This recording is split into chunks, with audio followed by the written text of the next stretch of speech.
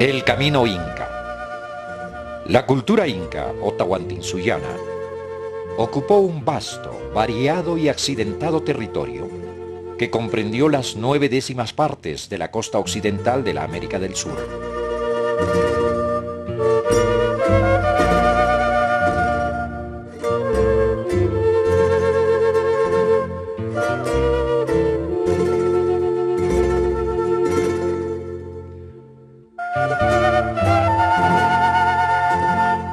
No llegaron a conocer la rueda y por consiguiente ningún tipo de vehículo, ya que ninguna sola evidencia se ha encontrado al respecto. Sus caminos, llenos de graderías y pendientes, pueden confirmar que no transitó por ellos vehículo rodante alguno.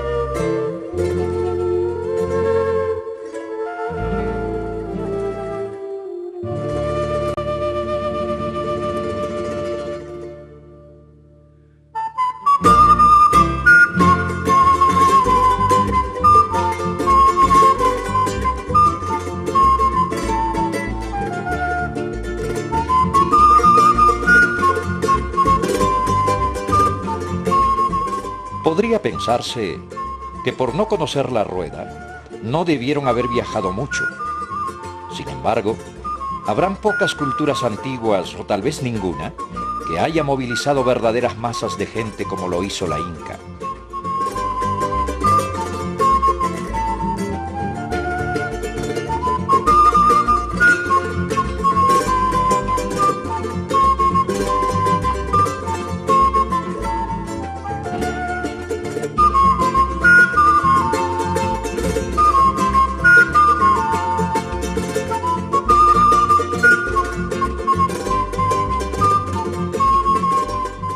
Construyó un complejo sistema de caminos que unía la capital con los pueblos aún de los más alejados. Y otros caminos secundarios comunicaban a las diferentes regiones naturales con un objetivo integrador por excelencia.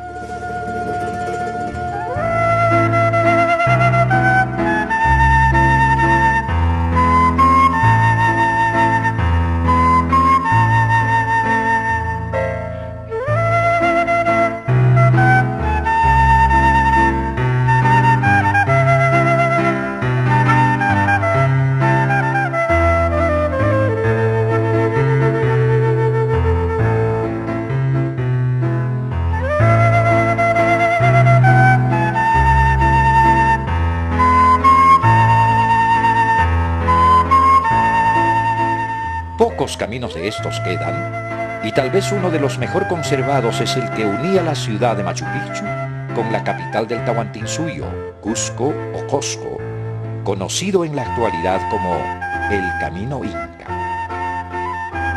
En su recorrido tiene templos, adoratorios, pequeñas fortalezas y sobre todo discurre sobre un variado y bellísimo paisaje cuyas altitudes oscilan entre los 2000 y los 4050 metros sobre el nivel del mar.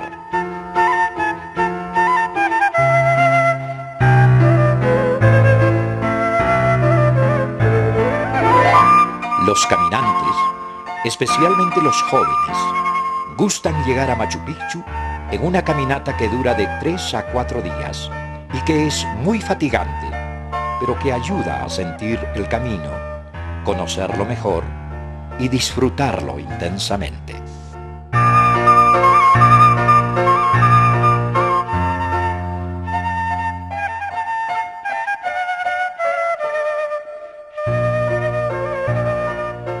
Algunos comienzan el viaje en la zona llamada Chilca, kilómetro 77 por la vía férrea, y avanza por la margen izquierda del río Urubamba. Otros prefieren hacerlo desde el kilómetro 88 de la misma vía en Corihuayrachina, que en quechua significa lugar donde se ventea el oro.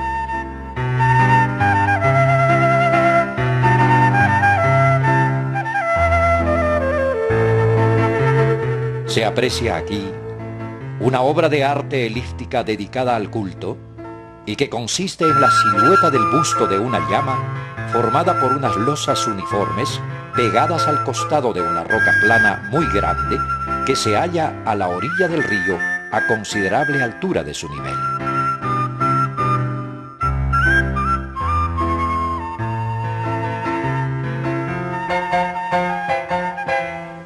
Luego hay que cruzar por un puente colgante que tiene la forma de los antiguos puentes incas, que eran hechos íntegramente de paja torsalada y fibras vegetales, con las cuales hacían sólidos tejidos y entramados tanto para la base como para los costados.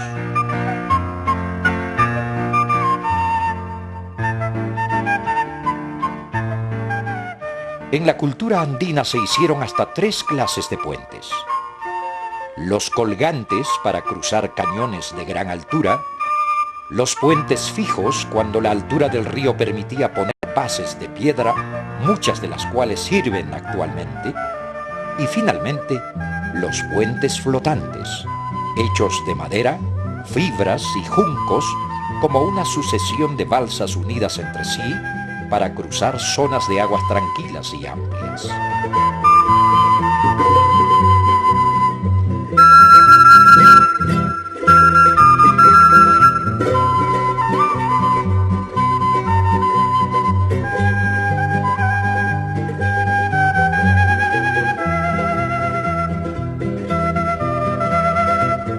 Los andenes de gente, cuyo nombre viene de picaflor, un pájaro que abunda por la zona. Los andenes forman parte de una serie de terrazas agrícolas incas que se encuentran en el trayecto del camino inca. Estas muestran la capacidad del hombre andino para ganar tierras cultivables a la naturaleza.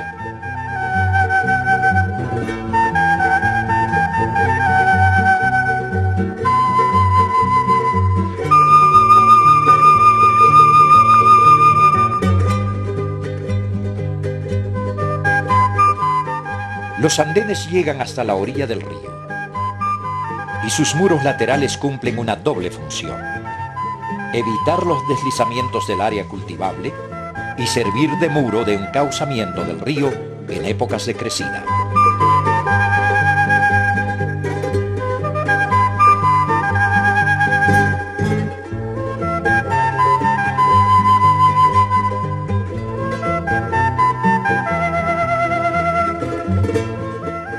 Arduos trabajos de nivelación, traslado de materiales, construcción de muros, de selección y tamizado de tierra y de construcción de canales de riego, decenas de miles de trabajadores y muchos años de trabajo han sido necesarios para construir las terrazas incas.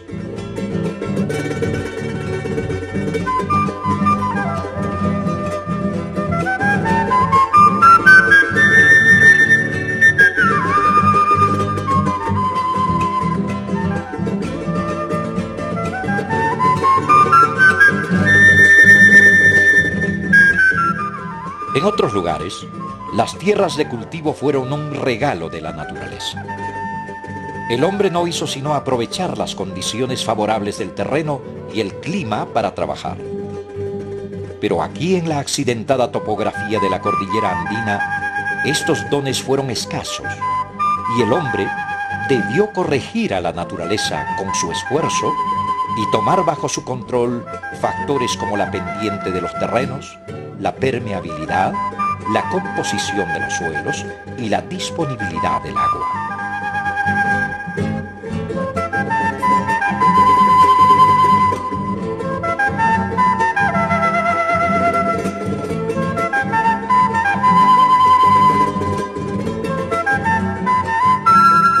Se hicieron miles de andenerías en todo el Tahuantinsuyo, donde se apreciaba en su justa medida cada área de terreno, por muy pequeña que fuera, porque se sabía el gran esfuerzo que había costado obtenerla.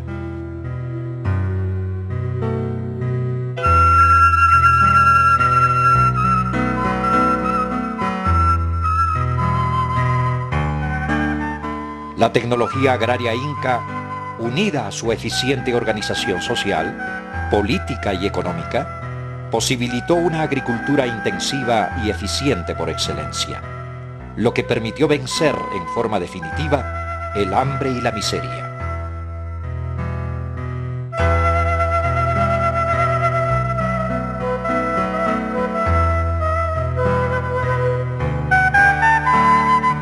La tecnología agraria inca dejó a la humanidad una superficie cultivable de magnitud considerable, ganada a la naturaleza.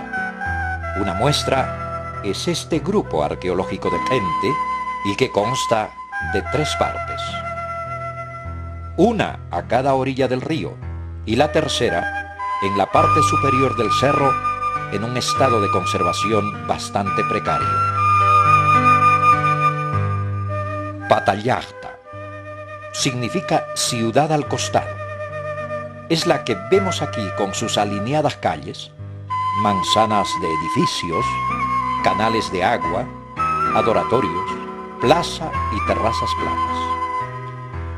Debió haber sido un espacio importante, ya que su ubicación es estratégica en la confluencia del pequeño valle de Cusichaca y el gran valle de Urubamba.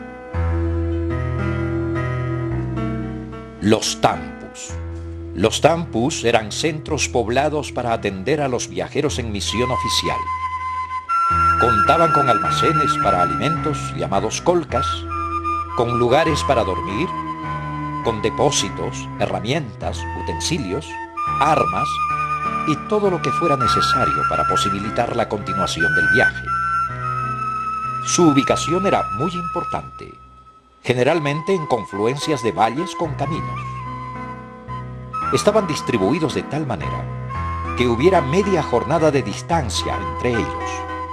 Expertos en administración y contabilidad, los Quipu Camayo eran quienes manejaban los tampus, llevando una información precisa sobre su funcionamiento, de modo que también se dispusieran de los recursos suficientes en su oportunidad para estar siempre en condiciones de atender a las masas de viajeros.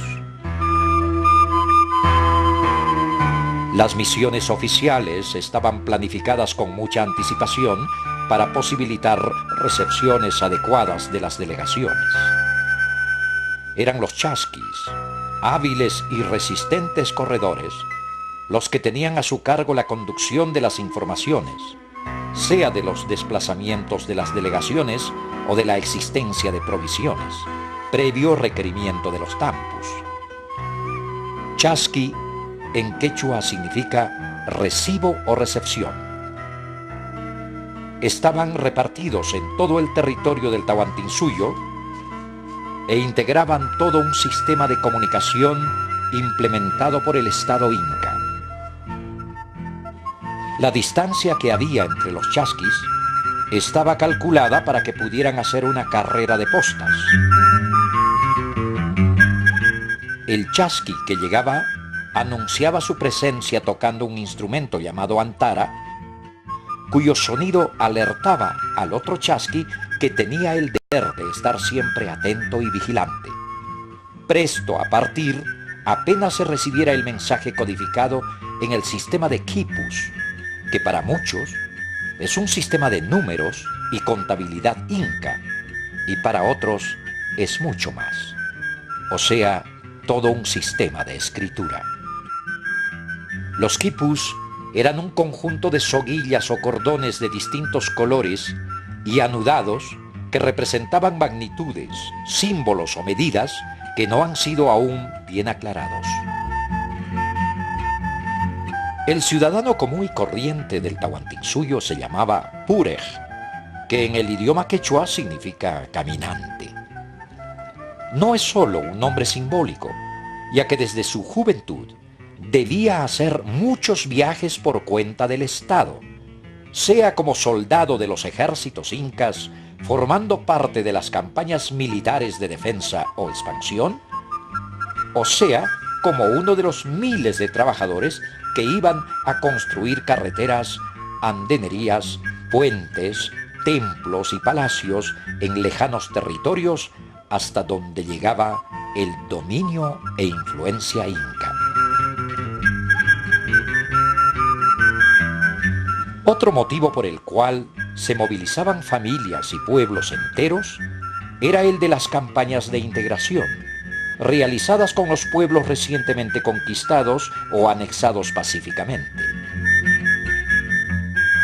Estas campañas eran dirigidas por los mitimaes, quienes eran expertos en la educación social y tenían la capacidad de hacer desaparecer la brecha cultural existente entre el pueblo inca y los otros pueblos. En este proceso se enseñaban a los nuevos pueblos todos los conocimientos y las técnicas conocidas por los incas: el idioma, las costumbres, las tradiciones.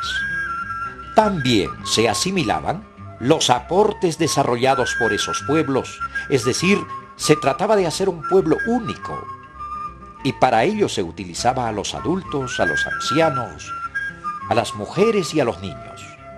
Se los llevaba a territorios nuevos, o si no, se movilizaban a los pueblos nuevos, al corazón del pueblo inca, y con ello se lograba que se amoldasen y desarrollasen criterios y conceptos acordes con la sociedad inca. En otras ocasiones, las movilizaciones de mitimaes se hacían a territorios nuevos con poca o ninguna densidad poblacional, haciendo de la población inca una de las mejor distribuidas.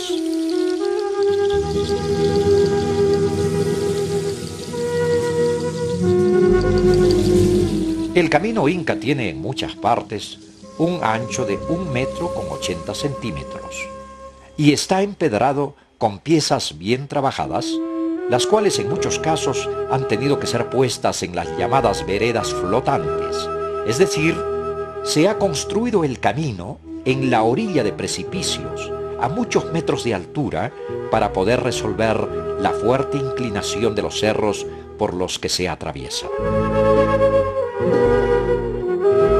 Soluciones de ingeniería como esta han hecho posible que alimentos producidos en la costa, como el pescado de mar, fueran llevados a la sierra perfectamente conservados y consumidos allí, o que el chuño, un producto producido en la sierra, fuera llevado a la costa para su consumo oportuno. Este intercambio tan acertado de alimentos se realizó también debido al notable desarrollo alcanzado por el hombre andino en la técnica de conservación de alimentos a través de la deshidratación, que recibía el nombre de charque en el caso de las carnes y chuño en el caso de la papa. Por este procedimiento se podían conservar los alimentos por temporadas muy largas, permitiendo su traslado a alejadas zonas y su almacenamiento. La técnica de la conservación de alimentos fue aprendida de la cultura Coya o Tiahuanaco.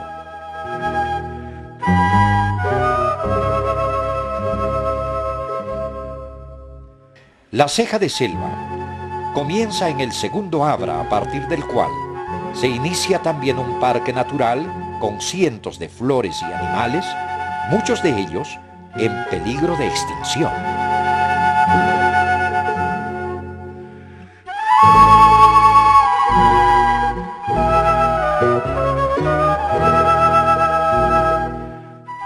Sayajmarca, lugar que está de pie, es el nombre de este grupo arqueológico que se encuentra a 3.500 metros de altura.